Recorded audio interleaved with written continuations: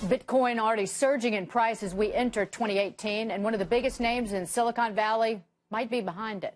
Venture capitalist Peter Thiel just made a giant bet on the volatile cryptocurrency. Our very own Hillary Vaughn has more details. Hillary? Hey, Dagan. Well, the Wall Street Journal reports that Peter Thiel's venture capital firm, Founders Fund, bought about $15 million worth of Bitcoin currency several months ago.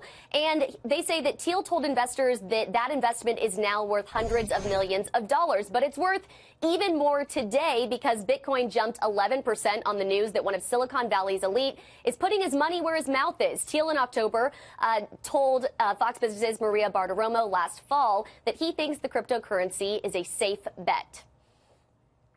If Bitcoin ends up being the cyber equivalent of gold, it has a great potential left. So it's a very different kind of thing from what people in Silicon Valley normally focus on.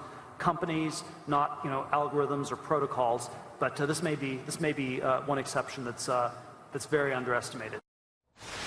But not everyone is convinced the cryptocurrency is a safe bet for investors. Some worry that hackers levying cyber attacks on the currency dependent on blockchain technology is a big risk. I talked with one early Bitcoin backer who's been working with the currency for half a decade. He tells me there's two things holding the currency back. One, figuring out how to secure cryptocurrency, and also two, how to recover lost coins when you lose them. If that gets worked out, he thinks Bitcoin has the potential to surge to 100,000, even 500,000 in the future. Now, Bitcoin shares have shot up over the past year, but the stateless and bankless currency has been volatile. Bitcoin started 2017 trading around $1,000, spiked to nearly 20,000, but then tanked to half that in December. And so that volatility is something that has investors spooked.